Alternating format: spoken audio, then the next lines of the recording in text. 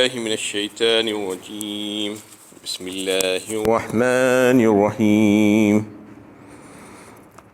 وَلَقَدْ خَلَقْنَا الْإِنسَانَ مِنْ سُلَالَةٍ مِّنْ طِينٍ، اور ہم نے انسان کو مٹی کے خلاصے سے بنایا۔ یہ سورہ مومنون کی 12ویں آیت ہے۔ پچھلے درس میں یہ بات سامنے آئی تھی کہ انسان کی کامیابی دنیا اور آخرت کی فلاح کے تعلق سے اللہ تعالیٰ بات بتائے تھے کہ مومنین کی جو صفتیں ہیں وہ کیا کیا ہوتی ہیں۔ 7 صفتوں کا تذکرہ آیا تھا کہ اللہ تعالیٰ کی اطاعت اور عبادت، فرما برداری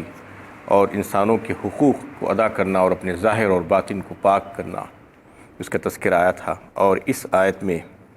انسان کی پیدائش کے تعلق سے بات آ رہی ہے کہ انسان کی پیدائش ہم نے کس سے کی، اور انسان کی پیدائش کی مختلف ادوار کا تذکرہ اللہ تعالیٰ فرما رہے ہیں۔ اور پھر اللہ تعالیٰ کی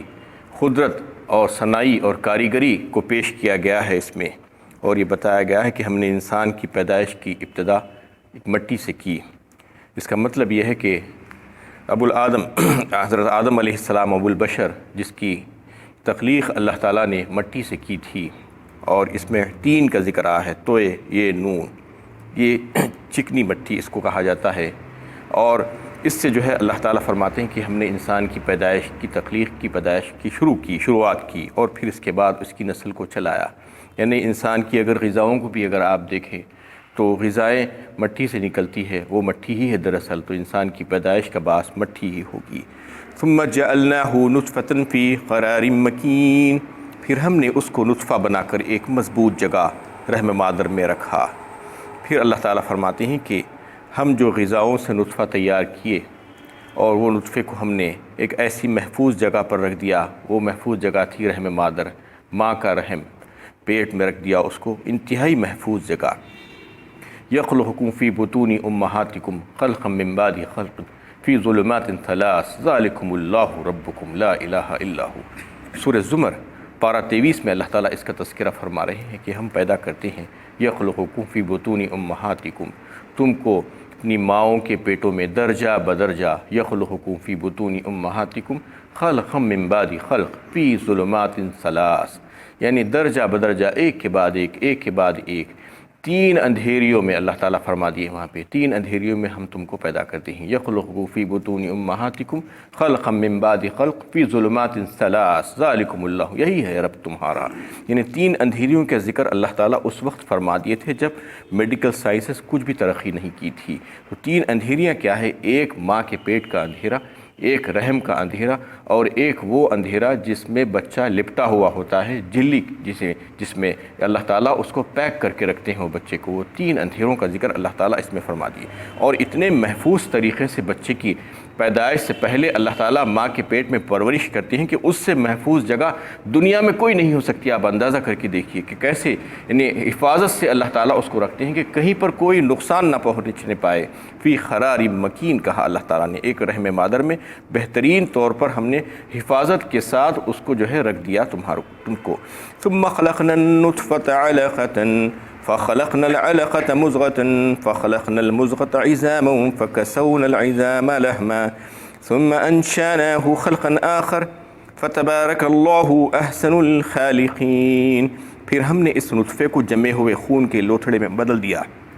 پھر ہم نے اس جمے ہوئے خون سے گوشت کا لوتھڑا بنایا، پھر ہم نے اس لوتھڑے سے ہڈیاں بنائی، پھر ہم نے ہڈیوں پر گوشت چڑھایا، پھر بالآخر ہم نے اس کو ایک انسانی صورت میں پیدا کیا۔ بڑا ہی بابرکت سراپا خیر و احسان ہے اللہ تعالیٰ، جو تمام صنعوں کے مقابلے میں بہترین اعلیٰ درجے کا خالق ہے۔ اس میں اللہ تعالیٰ انسان کی پیدائش کے مختلف مرحلوں کا ذکر فرما رہے ہیں۔ اس کے تعلق سے سورہ حج میں بھی جو ہے کچھ باتیں آئی تھی، کچھ تفصیل آئی تھی کہ انسان کی پیدائش سے متعلق جو ادوار جو گزرتے ہیں، جو مرحلے گزرتے ہیں، اس کا تذکرہ اس صورت میں بھی آیا تھا، اس میں بھی آ رہا ہے، لیکن کچھ مختلف انداز میں۔ اللہ تعالیٰ جو انداز اختیار کرتے ہیں کہ مختلف صورتوں میں مختلف چیزوں کو جو ہے بیان کرتے ہیں، اس میں نطفے کا بیان آیا، علقے کا بیان آیا، اور مضغہ کا بیان آیا۔ اس کے بعد پھر اللہ تعالیٰ یہ فرماتے ہیں کہ اس اسٹیج کے گزرنے کے بعد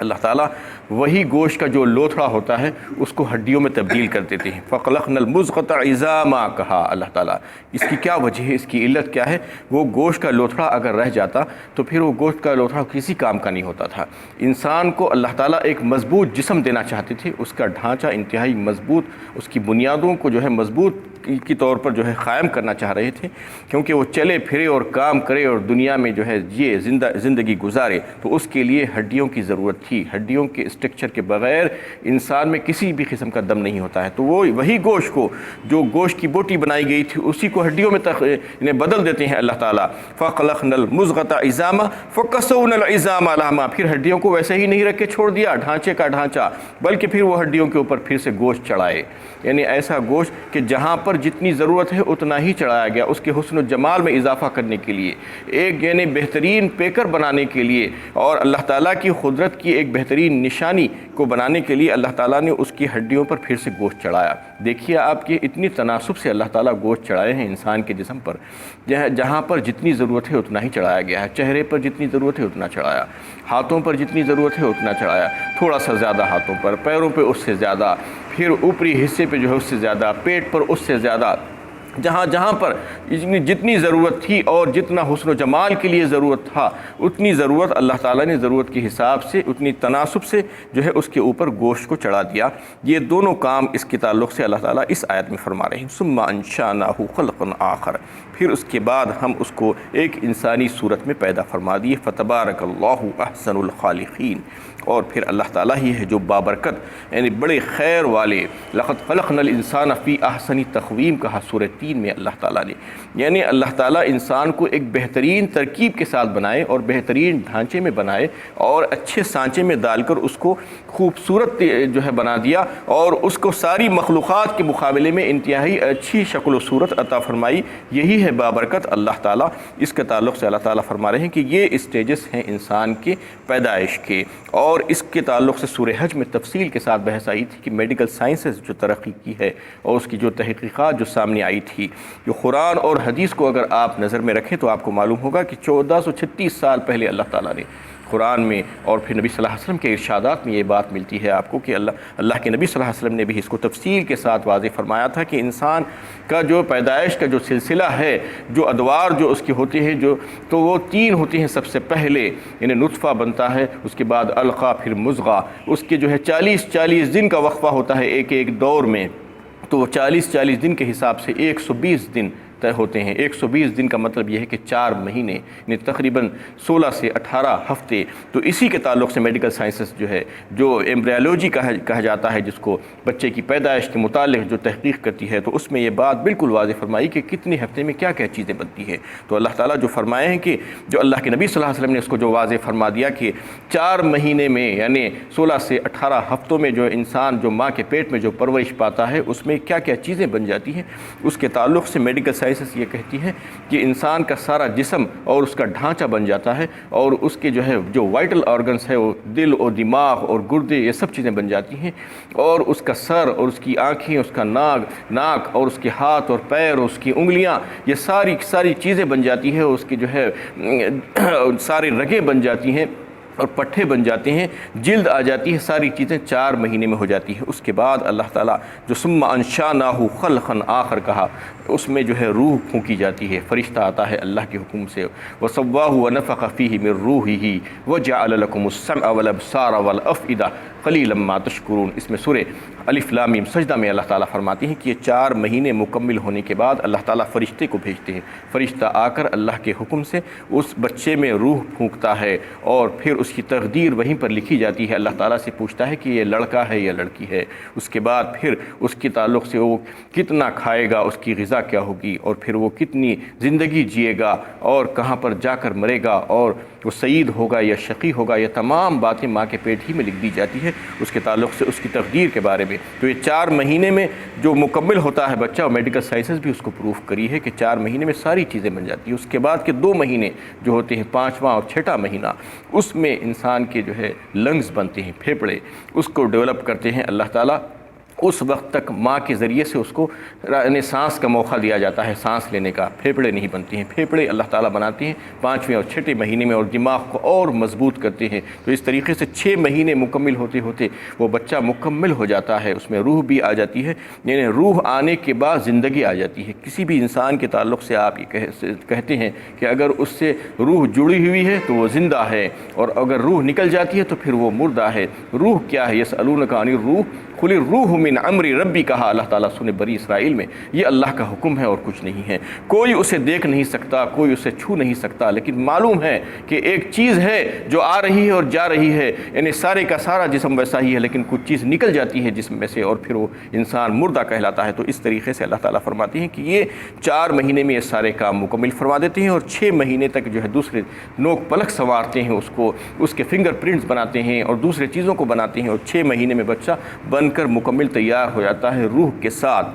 تو یہ 6 مہینے کے بعد انسان پیدا ہو سکتا ہے بچہ، اور زندہ رہ سکتا ہے دنیا میں آ کر، لیکن اس کو مزید اللہ تعالیٰ ٹھہرائے رکھتے ہیں ماں کے پیٹ میں، تاکہ اس کو جو ہے اور تقویت ملے اور مضبوط ہو جائے۔ تو کوئی 8 مہینے میں، کوئی 9 مہینے میں، کوئی 7 مہینے میں بچہ پیدا ہوتا ہے۔ یہ اللہ کے حکم سے، اللہ تعالیٰ کی مرضی سے ہوتا ہے۔ تو اس میں یہی بات بتائی گئی ہے کہ یہ جو ہے جو کرتے ہیں ہم، اس کے پیدا کرنے والے، اس کے بنانے والے ہم ہیں۔ ثم انکم بعد ذلک لمیتون، پھر اس کے بعد تم مر جاتے ہو۔ ثم انکم یوم القیامت تبعثون، پھر تم قیامت کے دن دوبارہ زندہ حالت میں اٹھائے جاؤ گے۔ پھر انسان کا انجام اللہ تعالیٰ بتا رہے ہیں کہ یہاں تک تو ٹھیک ہے، اس کے بعد تم دنیا میں آ گئے، دنیا میں زندگی گزارے، اور پھر ہم تم کو یہاں سے لے کر چلے جاتے ہیں۔ اس میں کوئی جو ہے کوئی شک و شبے کی بات ہی نہیں ہے، یہ اٹل حقیقت ہے کہ تمہاری موت، تم مر کر یہاں سے جانے والے ہو، پھر دوبارہ تم کو ہم یہاں سے اٹھا کر لائیں گے، یعنی بروز قیامت تمہیں اٹھا کر کھڑا کریں گے، تم کو زندہ کریں گے، تمہارے اعمال کی جواب دہی ہوگی، پھر اسی کے مطابق تمہیں جنت یا دوزخ ملے گی۔ اس کے لیے سورہ آل عمران کی ایک زبردست آیت ہے، سورہ آل عمران پارہ 4 میں اللہ تعالیٰ اس کو واضح فرمایا کہ انسان دنیاوی زندگی میں کتنا مگن رہتا ہے، بڑا خوش و خرم رہتا ہے اور مست رہتا ہے، ساری چیزوں کو بھول جاتا ہے، اور یہ نہیں سوچتا کہ یہ زندگی ہمیشہ کی نہیں ہے، بلکہ یہاں سے مجھے جانا ہے۔ کل نفس ذائقۃ الموت وَإِنَّمَا تُوَفُّونَ أُجُورَكُمْ يَوْمَ الْقِيَامَةِ فَمَنْ زُحْزِحَ عَنِ النَّارِ وَأُدْخِلَ الْجَنَّةَ فَقَدْ فَازَ وَمَا الْحَيَاةُ الدُّنْيَا إِلَّا مَتَاعُ الْغُرُورِ۔ 4 باتیں اس میں اللہ تعالیٰ بیان فرمائے، انتہائی غور طلب ہیں، اور اگر انسان اس کو سمجھ جائے اور اس پر غور و فکر کرے تو پھر اس کی زندگی بدل جائے۔ سب سے پہلی بات تو اللہ تعالیٰ یہ فرما رہے ہیں کہ ہر نفس کو، ہر شخص کو، ہر انسان کو یہاں سے مر کر جانا ہے، یہ اٹل حقیقت ہے، اور ہر ایک اس بات کو تسلیم کرتا ہے کہ اب اس کو مرنا ہی ہے۔ کل نفس ذائقۃ الموت وَإِنَّمَا تُوَفُّونَ أُجُورَكُمْ يَوْمَ الْقِيَامَةِ۔ پھر یہ دوسری بات یہ کہ تم جو کچھ بھی دنیا میں کر رہے ہو اس کی جزا و سزا تم کو ملنے والی ہے پوری پوری۔ تم یہ مت سمجھو کہ تم ایسے ہی چھوڑ دیے جاؤ گے، یہاں سے مر کر جاؤ گے، اس کے بعد اللہ کے پاس جانے کے بعد پورا اجر تم کو ملے گا جو کچھ بھی تم نے کیا ہے۔ وَإِنَّمَا تُوَفُّونَ أُجُورَكُمْ يَوْمَ الْقِيَامَةِ فَمَنْ زُحْزِحَ عَنِ النَّارِ وَأُدْخِلَ الْجَنَّةَ فَقَدْ فَازَ۔ دنیا میں کامیابی کا معیار اللہ تعالیٰ بتا رہے ہیں کہ تمہاری کامیابی کا معیار کیا ہے۔ اصل اللہ کے نزدیک جو کامیابی کا معیار ہے وہ یہ ہے کہ دنیاوی زندگی میں تم اپنے رب کو راضی اور خوش کر کے اس کے ذریعے سے جو ہے آگ سے دور کر دیے جاؤ اور جنت میں داخل کر دیے جاؤ۔ یہ سب سے بڑا کامیابی کا معیار ہے اللہ کے نزدیک، چاہے دنیا والوں کی نظروں میں کچھ بھی ہوتا ہوگا، لیکن اللہ کے نزدیک تو یہی ہے، ایک ہی معیار ہے، وہ یہ کہ تم اللہ کو راضی کر لو اسی زندگی میں، اور راضی کرنے کی وجہ سے تم آگ سے دور ہٹا دیے جاؤ گے اور جنت میں داخل کر دیے جاؤ گے۔ کل نفس ذائقۃ الموت وَإِنَّمَا تُوَفُّونَ أُجُورَكُمْ يَوْمَ الْقِيَامَةِ فَمَنْ زُحْزِحَ عَنِ النَّارِ وَأُدْخِلَ الْجَنَّةَ فَقَدْ فَازَ وَمَا الْحَيَاةُ الدُّنْيَا إِلَّا مَتَاعُ الْغُرُورِ۔ اور چوتھی بات اللہ تعالیٰ فرما رہے ہیں کہ دنیا کی زندگی پر فریفتہ مت ہو، یہ تو دھوکے کا سودا ہے، اور اس میں رہ کر تم اپنے رب کو راضی کرنے کی کوشش کرو، اور جو کوئی بھی یہاں پر رہ کر اپنے رب کو راضی کرنے کی فکر میں زندگی گزار لے گا وہی کامیاب ہو جائے گا، وہی عقل مند ہے، اور جو کوئی اس سے غفلت برتے گا اور یہاں کی چیزوں میں پھنس جائے گا اور اپنے آپ کو الجھا لے گا وہی ناکام اور نامراد ہے۔ اس کے تعلق سے ایک واقعہ سن لیجئے. یہی یعنی زندگی کے متعلق اور آخرت کی فکر کے متعلق حضرت بہلول دانا ایک بہت ہی اچھے بڑے بزرگ گزرے ہیں. وہ جو ہے ایک بادشاہ کے دربار میں جاتے تھے، کیونکہ اللہ یعنی وہ لوگ یہ سمجھتے تھے کہ یہ شخص بہت ہوشیار ہے اور ان سے کچھ پوچھا کرتے تھے. تو ایک وقت بادشاہ نے ان سے کہا کہ یہ لکڑی لے لیجئے آپ اور لے کر جائیے اور کسی ایسے شخص کو دیجئے جو انتہائی بیوقوف ترین شخص ہے آپ کی نظر میں. تو وہ لکڑی لیے اور لے کر نکل گئے دربار سے اور پھرتے رہے. وقت گزرتا رہا. ایک وقت یہ معلوم ہوا کہ بادشاہ کی صحت خراب ہو گئی ہے اور مرض وفات میں آ گیا ہے بادشاہ. تو گئے اس کے دربار میں اور جا کر بادشاہ سے مل کر جو ہے انہوں نے پوچھا کہ طبیعت کیسی ہے. تو بادشاہ نے کہا کہ بہت خراب ہے، اب وقت آ گیا ہے مرنے کا، اب میں جا رہا ہوں. تو انہوں نے بادشاہ سے پوچھا کیا آپ نے کیا تیاری کر کے رکھی ہے مرنے کے تعلق سے؟ تو انہوں نے کہا کہ کچھ بھی نہیں. تو پھر سے بہلول دانا نے پوچھا کہ آپ جو ہے 1 دن 2 دن 4 دن کے لیے کہیں سفر پر جاتے تھے تو بڑی تیاریاں کرتے تھے، آپ کا لاؤ لشکر ہوتا تھا، آپ کے باورچی جاتے تھے اور دوسرے سب لوگ جاتے تھے، آپ کی حفاظت کی خاطر آپ کے خیمے لگائے جاتے تھے، اتنی تیاریاں ہوتی تھی 2-4 دن کے لیے. اب تو جو ہے ہمیشہ ہمیشہ کے لیے جا رہے ہو آپ اور پھر وہاں سے لوٹ کر آپ کو آنا نہیں ہے، اس کے باوجود آپ نے کچھ بھی تیاری نہیں کی. بیوقوف ترین انسان آپ ہی ہیں، لکڑی لیجئے اور چلے جائیے. یہ کہہ کر انہوں نے وہ لکڑی ان کے ہاتھ میں پکڑوا دی. تو آج دنیا میں ایسے ہی لوگ ہیں جو بڑے اپنے آپ کو عقل مند سمجھ رہے ہیں دنیا کمانے کی خاطر. ان کو یہ سمجھ لینا چاہیے کہ یہ دنیا رہنے والی نہیں ہے، باقی رہنے والی نہیں ہے. موت آنے والی ہے اور موت کے بعد پھر حساب و کتاب اور پھر جزا و سزا. تو اس کے لیے ہمیں تیاری کرنا چاہیے. یہ آیت بڑے فکر کی دعوت دیتی ہے کہ اگر ہم یہ سوچ لیں کہ ہمیں جو ہے یہاں سے جانا ہے تو پھر اللہ کو اپنے رب کو راضی کر کے جائیں گے. وآخر دعوانا ان الحمد للہ رب العالمین.